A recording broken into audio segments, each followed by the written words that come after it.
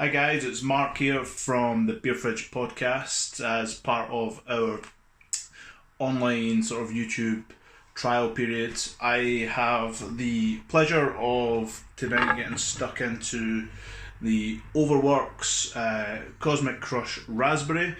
Now, if you're a regular listener to the podcast, you'll know that I'm not the biggest fan when it comes to sours.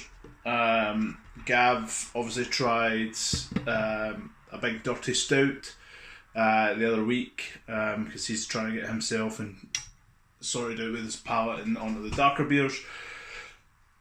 So it's only fair, I suppose, that I do the same when it comes to the sours. So this is one of the big fan from the other guys that are on the podcast. Managed to pick this up today in a local Tesco. So let's give it a little bash. So let's see how it pours. Now, again, if you are a regular listener, you'll know BrewDog, based up in Aberdeen, out of Ellen and all the rest of it. Big brewery now, and sort of taken away a little bit, in my opinion, on from where they kind of grew up with the whole funk aspect of it.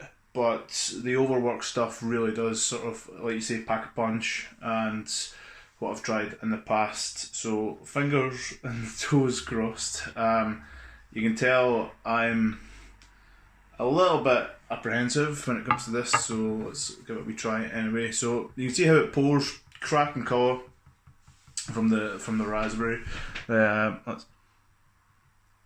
Oh yep, it's super sweet on the nose. You can get a little bit you can tell the sour, the tartiness that's sort of coming through. Oh yeah. Oh dear, this could be interesting. So it's this one's 4.5%, 330ml tin bottle. Sorry, out of again Tesco. You can buy it in other supermarkets, I suppose I should mention. So. Yeah.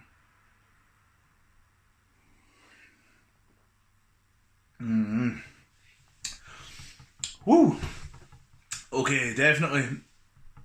Oh dear, definitely tart. Can feel sort of the jaws kind of drawing in nice and sweet there, but packs a huge punch. You get that sort of raspberry. It's kind of it reminds me a little bit of cranberry juice, to be completely honest. That sort of kind of bitterness coming through the fruit. Packs a real punch. I'm going to try again.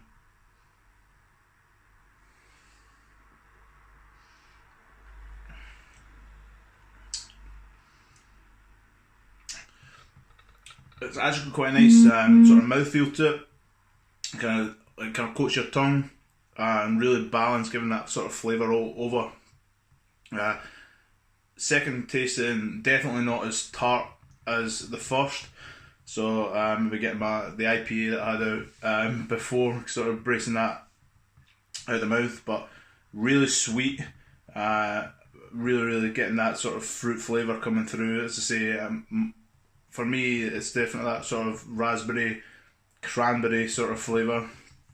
I was reading up a little bit about the beer beforehand, just try to sort of gain as much sort of knowledge as I could. It's quite interesting that the sour has sort of been put through red wine barrels as part of the fermentation process, so that's quite interesting. So it might draw a little bit of colour from that, and the woody characters from the barrel are designed, to help with the sweetness, supposedly. So definitely sweet. You can tell I'm maybe procrastinating a little bit here, so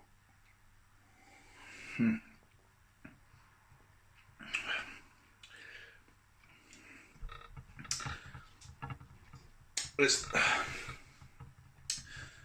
not bad. I'm going to be as kind of upfront with this as possible. Kind of part of the podcast for us is to try new things and get kind of stuck in. It's definitely not my cup of tea. For me, it's like it's like jumping into a sweetie shop, picking tons and tons of sweeties and just stuffing them in and getting that sort of overload sugar rush. I don't think it's something that I could drink. Like the 330ml, probably still a little bit too much. I know you can get them in the 500 as well, which is definitely the big boy bottles. But for me, probably just enough here. If it was a wee bit less than this, it would probably be ideal. But at the end of the day, does exactly what it says in the tons. Does exactly what it says in the tin. Excuse me. Packs a huge punch with the fruit. It is sour. It's got that tartness. It does draw your cheeks in. And yeah, if you haven't tried it and you do like a sour, I would recommend it. If you don't like a sour, I would still recommend that you try it. I'd say it's part of the learning process of beers, excuse me, and at the end of the day, it does exactly what it says on the tin. So anyway, as I say, as always, listen to the podcast everywhere you get podcasts, Apple, Spotify, etc. Be pinged up here on our YouTube channel. Please subscribe, drop us a wee review, tell us what you think of the beer, tell us what you think of Gav's beer that he done as part of the review as well, and we'll speak soon. Cheers. So last final words, put it this way, for Cosmic Crush Raspberry, my opinion. And as I say, one of the great things that we've kind of learned through this part of the podcast is that everybody's palate is different, and it's all about, as you say, trying new things and try to find sort of what you like and what you don't like, etc. For me, sour, like this is not a sour for me, put it that way. I find it quite, I don't want to say basic, it's not the right word that I'm going with, but I feel it as soon as you get that sort of fruit balance and fruit flavour coming in through your drink, that's it. There's no sort of complexity to the beer. Knowing BrewDog beers in the past, I feel that it's just sort of lacking. Maybe that's just, again, my palate. I've tried it, boys, put it that way. But this is not the beer that's going to convert me to a sour. It's just, it just feels like a sugar rush of nothingness. So on to the next one. As I say, I will sip away at this until it's gone. But yeah, just kind of overly gassy, sweet nothingness. That's where I'm going to end up on this overworked Cosmic Crush Raspberry Sour. So I hope you've enjoyed the review. Probably not as overwhelming as the others are going to be. However, at the end of the day, you can only like what you like.